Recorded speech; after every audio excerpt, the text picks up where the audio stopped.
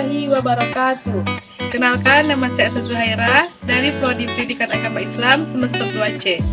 Baiklah, di sini saya akan membahas tentang materi sejarah pendidikan Islam di Indonesia. Buku referensi dari Pengantas Sejarah Pendidikan Islam yang ditulis oleh Dr. Iwan Agus Supriyono, MPD, dan Nila Asmita, SEI, MPSY.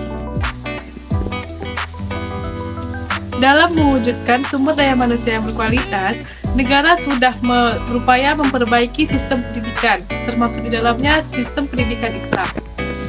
Merujuk pada sistem periode sejarah pendidikan Islam di Indonesia yang telah dibuat oleh Zuhair ini, ada beberapa fase. Yang pertama, fase pengembangan melalui proses adaptasi. Yang kedua, fase berdirinya kerajaan-kerajaan Islam. Ketiga, fase kedatangan orang Barat. Yang keempat, fase penjajahan Jepang. Yang kelima, fase Indonesia merdeka. Dan yang keenam, fase pembangunan.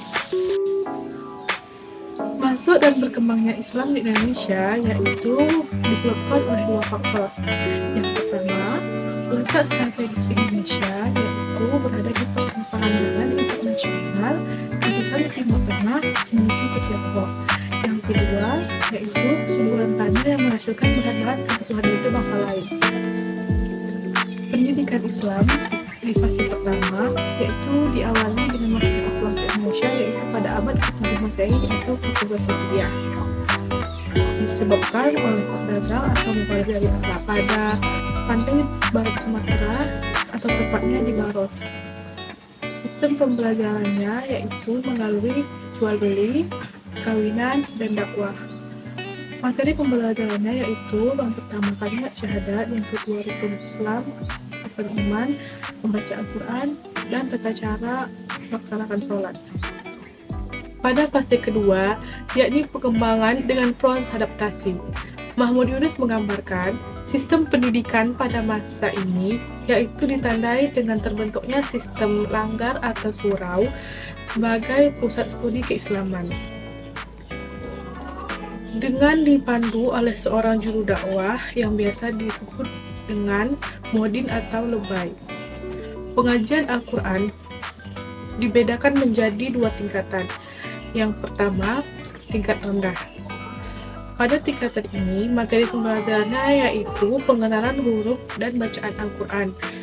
Pada tingkatan yang kedua, yaitu tingkatan atas, materi pembelajarannya yaitu lagu, kasidah, berzanji, dan tajwid.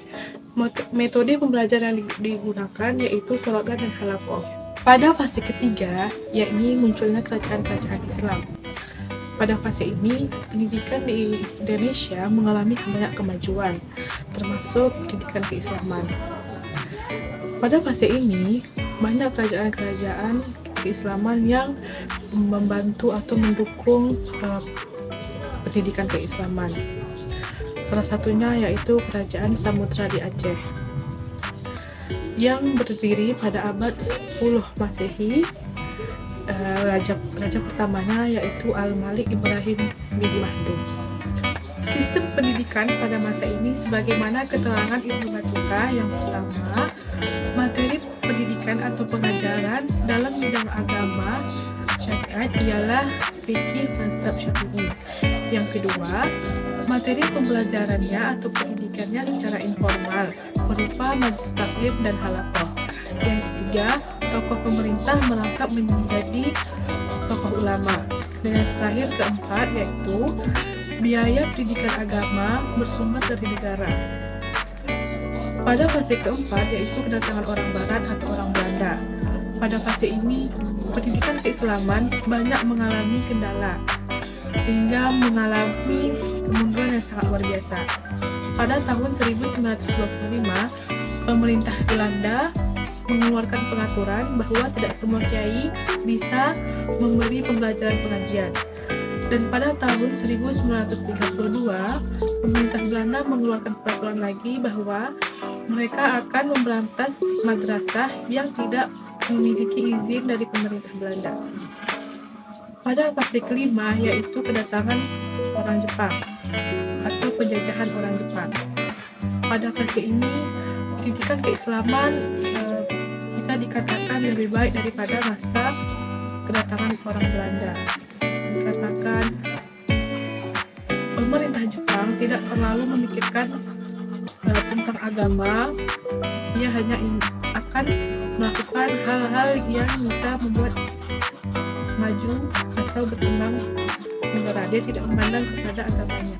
Fase selanjutnya yaitu fase Indonesia Merdeka. Pada fase ini ditandai dengan proklamasi pada 17 Agustus 1945. Pada awalnya, Indonesia masih belum stabil, akan tetapi perhatian pemerintah terhadap pendidikan Islam sangatlah besar. Pemerintah secara umum mengatur pendidikan Islam pada Desember 1946. Fase yang terakhir yaitu fase pembangunan atau Orde Baru. Pada fase ini, pendidikan Islam di Indonesia mengalami kemajuan yang sangat baik. Pendidikan agama Islam makin memperoleh tempat yang kokoh dalam struktur organisasi pemerintah dan masyarakat. Pembahasan selanjutnya yaitu mengenai institusi pendidikan Islam di Indonesia. Institusi pendidikan dibagi menjadi 3 kelompok, yaitu formal, non-formal, dan informal. Pendidikan formal yaitu pendidikan yang di dalam jalur yang terstruktur dan berjenjang, seperti pendidikan dasar, menengah, dan tinggi. Di Indonesia ada beberapa pendidikan atau sekolah dalam bentuk formal, yaitu yang pertama Raudatul Atfal, Madrasah Ibtidaiyah, Madrasah Tsanawiyah, Madrasah Aliyah, dan dalam perguruan tinggi ada Sekolah Tinggi Agama Islam, ada Institut Agama Islam, dan ada Universitas Islam Negeri. Selanjutnya yaitu pendidikan non-formal. Pendidikan non-formal merupakan lembaga pendidikan yang teratur, namun peraturannya tidak dilaksanakan dengan ketat. Contohnya seperti majelis taklim, belajar melalui di masjid atau di mushola, madrasah diniyah, pembinaan kerohanian, badan-badan konsultasi keagamaan, dan kursus-kursus keislaman. Dan yang terakhir adalah pendidikan informal. Pendidikan informal merupakan pendidikan jalur keluarga dan lingkungan.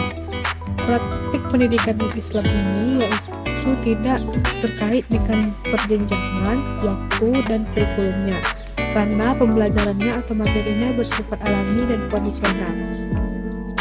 Materi yang terakhir yaitu lembaga pendidikan di Indonesia.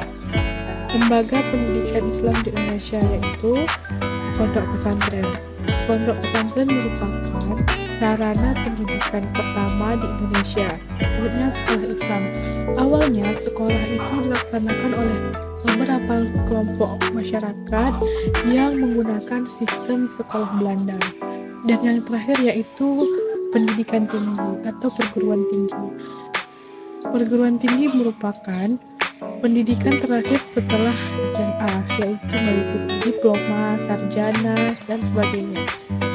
Sekian yang dapat saya sampaikan, lebih dan kurang saya mohon maaf. Semoga materi yang saya sampaikan tadi bermanfaat untuk kita semua. Sekian dari saya, wassalamualaikum warahmatullahi wabarakatuh.